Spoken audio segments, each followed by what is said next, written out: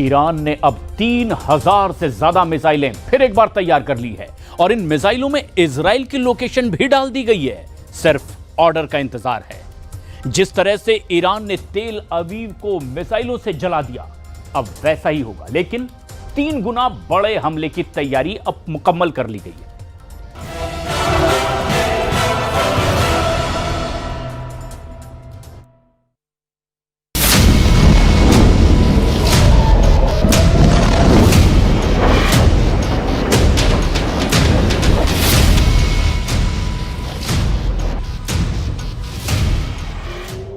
तेल अवीव ऐसे दहल रहा है जैसे आज तक नहीं दहला।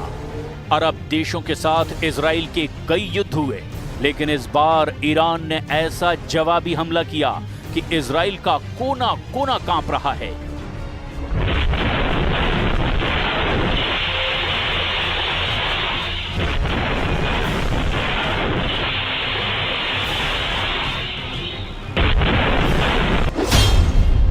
पहले 13 जून को इजराइल ने ईरान पर अटैक किया। 20 मिलिट्री कमांडर और टॉप साइंटिस्ट इसमें मारे। 100 से ज्यादा लोगों की मौत हुई, 300 से ज्यादा घायल हुए। फिर ईरान ने इसका जवाब दिया। तेल अवीव में 1-2 नहीं, 10-20 नहीं, 100 से ज्यादा मिसाइल दाग दी और ये हमला कई स्टेज में किया गया। 13 जून की रात तेल अवीव का आसमान थर्रा रहा था, जमीन फटने को तैयार थी। 13 जून को इजराइल के अंदर बहुत ज्यादा खौफ था, खौफ ऐसा जिसका एहसास ये वीडियो करा रहा है। तेल अवीव में 13 जून की रात ईरान ने सैकड़ों मिसाइलों से हमला किया और आगे भी ऐसे ही अटैक जारी रखने का दावा किया है। ईरान ने कहां-कहां टारगेट किया, इजराइल को कहां-कहां हिट किया, उसकी लिस्ट देखकर बेन्यामिन नेतन्याहू और उनके कमांडरों के होश उड़े हुए हैं। ईरान का सबसे बड़ा टारगेट बना इजराइल का रक्षा मंत्रालय, जो तेल अवीव में बीचों बीच आबादी वाले इलाके में है।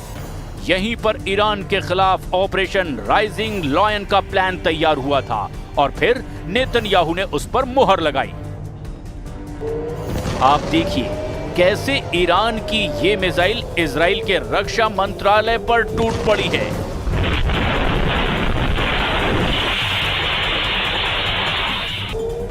इसके बाद यहां से इजराइल की एयर डिफेंस मिसाइल लॉन्च की गई।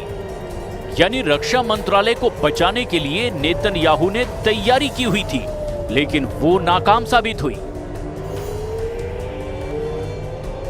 ईरान ने इजराइल की राजधानी तेल अवीव में कई और जगह टारगेट तबाह किए, लेकिन इजराइल के कुछ और अड्डे हैं जहां मिसाइल हमलों को रिकॉर्ड करने वाले कैमरे नहीं पहुंच पाए। तो ईरान का पहला टारगेट बना इजराइल का रक्षा मंत्रालय, जो तेल अवीव में है। ईरान का दूसरा टारगेट बना इजराइल का सबसे सीक्रेट एयरबेस नेवातिम, जो नेगेव के रेगिस्तान में है। ईरान का तीसरा टारगेट बना इजराइल का तेल नौफ एयरबेस, जो कि तेल अवीव से करीब 25 किलोमीटर दक्षिण में है। ईरान का चौथा बड़ा टारगेट बना ओवदा एयरबेस, जो तेल अवीव से करीब 230 किलोमीटर दक्षिण में है। इजराइल पर ऐसे हमले हुए कि नेतन्याहू की मिसाइल डिफेंस और एयर डिफेंस फोर्स पूरी की पूरी नाकाम साबित हुई। ईरान से लॉन्च हुई मिसाइलों की जानकारी 10 से 15 मिनट पहले ही मिल गई थी। इस दौरान इजराइल के मिसाइल डिफेंस को और चौकन्ना कर दिया गया, लेकिन जब तेल अवीव और बाकी मिलिट्री बेस पर मिसाइल गिरने लगी तो लगा जैसे इजराइल के हाथ पांव फूल गए हैं। इजराइल की जमीन पर ऐसे तबाही पहले कभी नहीं देखी गई। तेल अवीव के सबसे हाई प्रोफाइल इलाके, जहां रक्षा मंत्रालय का हेडक्वार्टर है, वहां से लेकर दूसरे बड़े अड्डों तक ईरान की मिसाइल ऐसी गिरी जैसे उन्हें रोकने वाला वहां कोई ना हो। ईरान के मिसाइल अटैक को नेतन्याहू बार बार अपनी टीवी स्क्रीन पर देख रहे हैं। नेतन्याहू देखकर हैरान हैं कि ईरान से हुए इस हमले को पूरी तरह से रोकने में वो कैसे नाकाम रहे। नेतन्याहू बेचैन हैं कि अगला हमला हुआ तो इजराइल को कैसे बचाएंगे। ברור שאנחנו מנסים לפגוע במשגרים ובטילים שנשלחים אלינו כרגע. אבל המטרה של המבצע היא קודם כל לטפל ביכולת הייצור של הטילים הבאים, של אלפי הטילים הבאים, עשרות אלפי הטילים הבאים, וכל אמצעי הייצור האלה הם מעל הקרקע. הם זמינים, ואנחנו מתכוונים לפגוע במירב של היכולת הזאת, זה לא פחות חשוב כיעד. नेतन्याहू ईरान की मिसाइल टेक्नोलॉजी को लेकर के इसीलिए तनाव में होंगे क्योंकि ईरान की तरफ से जो भी मिसाइल फायर की गई उसे रोकने में अमेरिका से मिला थार्ड सिस्टम भी फेल हो गया। थार्ड सिस्टम अमेरिका का सबसे अचूक और दुश्मन के हर वार को रोकने में सबसे बड़ी गारंटी माना जाता है। अमेरिका ने यह सिस्टम दुनिया के उन कोनों में तैनात कर दिया जहां उसे सबसे ज्यादा खतरा नजर आता है, लेकिन जब ईरान से मिसाइल दागी गई तब third missile defence system fail हो गया। थर्ड इजराइल को नहीं बचा पाया, जबकि ऐसे दो सिस्टम इजराइल के पास हैं। इजराइल का अपना एरो मिसाइल डिफेंस सिस्टम भी फेल हो गया। ये इजराइल का बनाया गया अपना सिस्टम है। इजराइल का David sling air defence system भी नाकाम हो गया। इसने भी नेतन्याहू को मायूस कर दिया और इजराइल का मिस्टर भरोसेमंद आयरन डोम भी नाक रगड़ता हुआ नजर आया। ईरान के हमले के आगे इजराइल का वर्ल्ड फेमस मिसाइल डिफेंस पूरी तरह से फेल हो गया, क्योंकि ईरान की मिसाइलें तेल अवीव पर ऐसे गिरी कि धमाका व्हाइट हाउस में भी सुनाई दिया। अब डर है कि अगर ईरान ने और ऐसी सैकड़ों मिसाइलें फिर से एक साथ फायर की तो आखिर क्या होगा, क्योंकि फिर इजराइल का बचना मुश्किल होगा।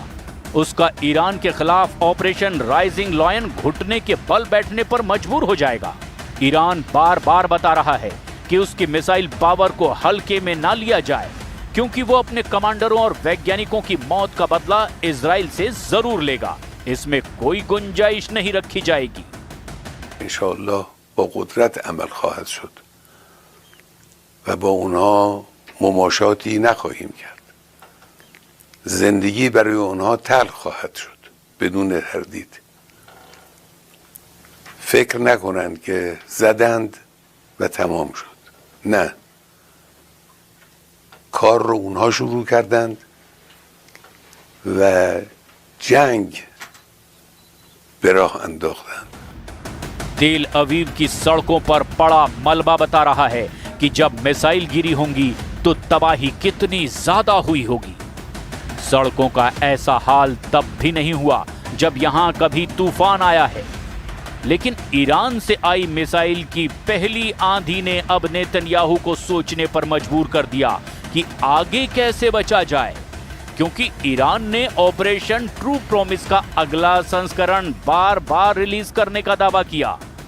नेतन्याहू और उनका वॉर कैबिनेट इसी खौफ को लेकर बहुत ज्यादा बेबस नजर आ रहे हैं।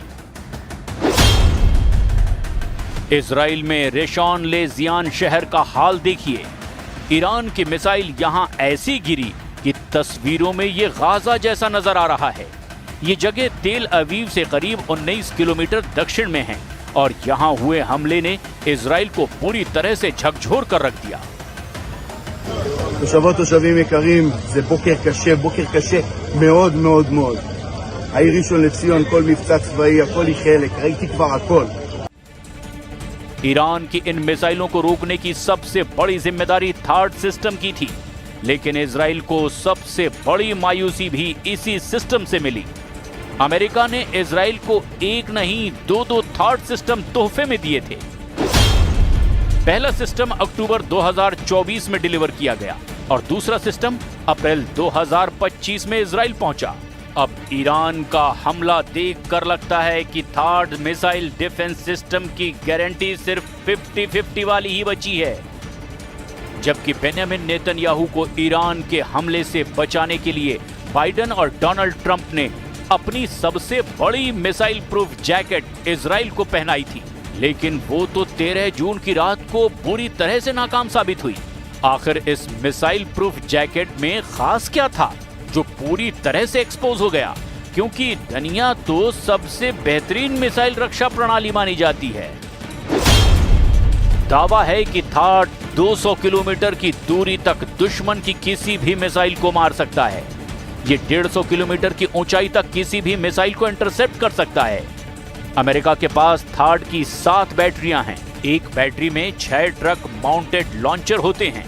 दुश्मन की मिसाइल को रोकने के लिए थाड सिस्टम के एक लॉन्चर से एक बार में 8 मिसाइल दागी जा सकती हैं। यानी पूरी बैटरी में कुल 48 इंटरसेप्टर मिसाइल होती हैं। इसे ऑपरेट करने के लिए 95 सैनिकों की जरूरत होती है। लेकिन ये काफी साबित नहीं हुए, क्योंकि ईरान तो एक बार में सैकड़ों मिसाइल फायर करके थाड और बाकी इजरायली मिसाइल डिफेंस सिस्टम की पूरी तरह से पोल खोल कर रख चुके हैं। मैसेज बिल्कुल साफ है कि ईरान का ऑपरेशन ट्रू प्रॉमिस 3 अब अंजाम तक पहुंचेगा। खामनेई ने बहुत साफ शब्दों में कहा कि अपने कमांडरों और वैज्ञानिकों की हत्या का बदला लगातार लिया जाएगा। खामनेई की लिस्ट में इजराइल के कई टारगेट हैं। पहला टारगेट तेल अवीव यानी इजराइल की राजधानी, जिस पर हमले हो सकते हैं। दूसरा टारगेट इजराइल के परमाणु ठिकाने हैं। नेगेव में डिमोना रिएक्टर पर ईरान की नजर है। तीसरे टारगेट पर इजराइल के सबसे खतरनाक मिलिट्री बेस हैं, जिस पर पहली रात ही कई अटैक हुए हैं। ईरान के टारगेट पर अब भी इजराइल के कम से कम 25 ठिकाने हैं। इनमें परमाणु अड्डे भी हैं, इनमें मिलिट्री बेस भी हैं, और ऐसे टारगेट्स पर ईरान की मिसाइल फिर से लॉन्च होने के लिए तैयार है। अब खामनेई के ऑर्डर पर इजराइल को दहलाने की पूरी तैयारी है। ईरान की हर वो मिसाइल जिसकी रेंज 1500 के आसपास है, वो फिर से इजराइल पर हमले के लिए तैयार कर दी गई है। ईरान की मिसाइल खुर्रम शहर, रेंज 2000 किलोमीटर से ज्यादा। ईरान की फत्ता हाइपरसोनिक मिसाइल, रेंज करीब 1500 किलोमीटर। ईरान की Shahab 3 ballistic missile, range 2000 kilometre. Iran की Sejjil ballistic missile, range 2000 kilometre. ऐसी ही ईरान के पास 8 तरह की मिसाइल हैं जो इजराइल के एक-एक इंच को कवर करती हैं। इससे पहले ईरान अपनी अंडरग्राउंड मिसाइल सिटी दिखा चुका है, जहां 10, 20, 100 नहीं, हजारों मिसाइलें हमेशा फायर करने के लिए तैयार रखी गई हैं। इन मिसाइलों में ईरान की इमाद मिसाइल भी है, सेजिल मिसाइल है, खैबर शिकन, हज कासिम जैसी भी बहुत ही खतरनाक मिसाइल शामिल हैं। ऐसी कई मिसाइल हैं जो ईरान इजराइल पर पहले भी फायर कर चुका है। इस बार भी ईरान के ऑपरेशन ट्रू प्रॉमिस में बैलिस्टिक मिसाइलों की बारिश की जा रही है। इजराइल ने अपनी पहली स्ट्राइक में ही ईरान के कई परमाणु अड्डों को टारगेट पर लिया, और दूसरे हमले में भी उसका फोकस ईरान के परमाणु कार्यक्रम को मिट्टी में मिलाना है। और यही वजह है कि अब ईरान के टारगेट पर भी इजराइल के परमाणु अड्डे हैं, और वहां पर ईरान की मिसाइलों के गिरने का मतलब है कि दुनिया का ये हिस्सा परमाणु युद्ध की तरफ बढ़ जाएगा, क्योंकि इजराइल के पास करीब 100 एटम बम हैं। इसका दावा कई अंतर्राष्ट्रीय रिपोर्ट्स में किया गया है। ईरान के परमाणु ठिकानों पर सबसे बड़ा टारगेट नेगेव इजराइल का न्यूक्लियर रिसर्च सेंटर डिमोना है। एलाबून, जहां इजराइल के छोटे परमाणु बम रखे जाने का दावा किया जाता है। कफार, ज़ेखारिया और तीरोश, जहां पर इजराइल का परमाणु बम का बड़ा गोदाम बताया जा रहा है। नहान सोरेक, जहां इजराइल की परमाणु लैब है, जहां परमाणु बम डिजाइनिंग का दावा किया जाता है। यादेफात और राफाएल, यहां पर परमाणु बम के हिस्सों को जोड़ने की फैसिलिटी होने का भी दावा किया जाता है। इस बार ईरान के मिलिट्री लीडरशिप को खत्म किया गया। ईरान का मैसेज बिल्कुल साफ है, उसका बदला बहुत खतरनाक तरीके से लिया जाएगा, और ये बात अब अमेरिका तक भी पहुंच चुकी है, और ईरान ऐसा चाहता भी है।